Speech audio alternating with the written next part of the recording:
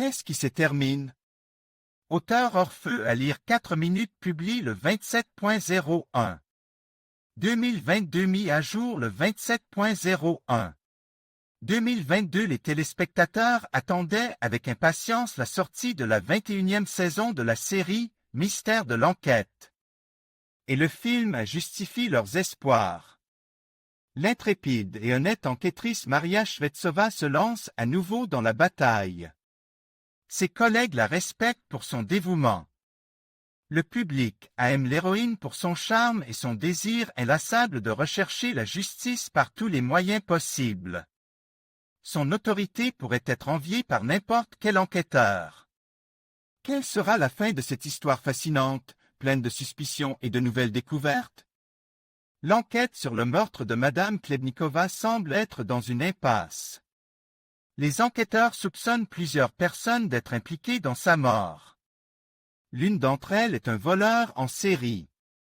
Il n'exclut pas non plus qu'un membre de l'entourage proche de la victime participe à ce crime. Depuis longtemps, quelqu'un préparait un plan pour se venger de Klebnikova. Les enquêteurs ont également des questions à poser au promoteur de Polvo. La femme assassinée était membre du groupe d'initiative, qui comprenait des actionnaires trompes. Quelque temps plus tard, Maria Sergeyevna est sollicitée par un autre actionnaire trompe. La femme soupçonnée qu'elle est suivie. La métayère trompée n'exclut pas qu'elle puisse aussi être tuée, car de telles tentatives ont déjà eu lieu. Cependant, les enquêteurs soupçonnent que ce n'est pas le promoteur qui est impliqué dans cette affaire difficile. Planov, Korablev et Kurochkin travaillent dans le même service. La nuit, le bâtiment est loué par une équipe de tournage, car une série policière y est enregistrée. Un grand nombre de personnes ont alors occupé les lieux. En raison de l'agitation qui régnait sur le site, le cadavre de Konstantin Maltsev n'a pas été découvert immédiatement. Il n'y avait aucun doute. L'enlumineur a été tué. Son corps a été retrouvé dans une cellule où était placé un sans-abri. L'auteur du crime a été arrêté pour s'être battu. Lors de son arrestation, il a déclaré s'appeler Alexei Vasiliev. Selon lui, il venait d'Astrakhan. Cependant, il n'y avait plus de sans-abri dans la cellule. Kurochkin, Korablev et Kolonkova reçoivent une nouvelle mission. Leur groupe d'intervention est chargé d'enquêter sur un autre crime. Le cadavre d'un homme a été retrouvé dans un parking. Le corps appartenait au propriétaire d'un grand entrepôt, Valéry Yarunin. Le cadavre se trouvait dans la voiture, que le criminel a réussi à asperger d'essence. Il n'a cependant pas pu mener à bien son projet. L'intrus a peut-être été effrayé par quelqu'un, car il n'a jamais mis le feu à la voiture. La cause du décès de Valéry Yarunin coïncide avec celle de Konstantin Maltsev. Le propriétaire de l'entrepôt et l'éclairagiste de l'équipe de tournage ont tous deux eu la nuque brisée. Tout porte à croire que ces crimes ont été commis par la même personne.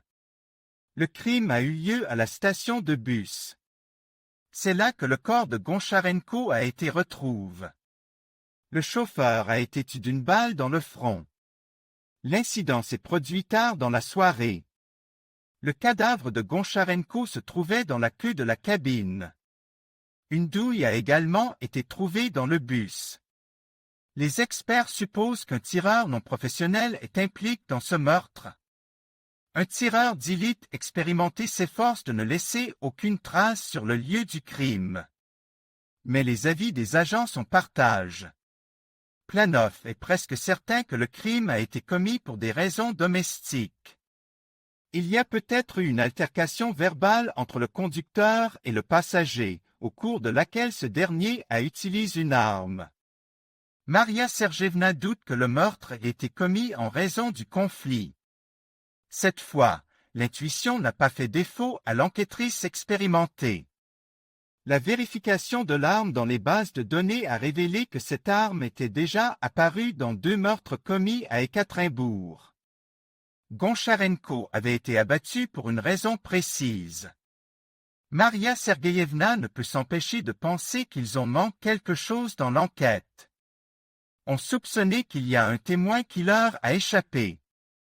Platonov compare encore et encore les événements qui ont précédé le meurtre. Il semble pouvoir déduire un lien avec le crime.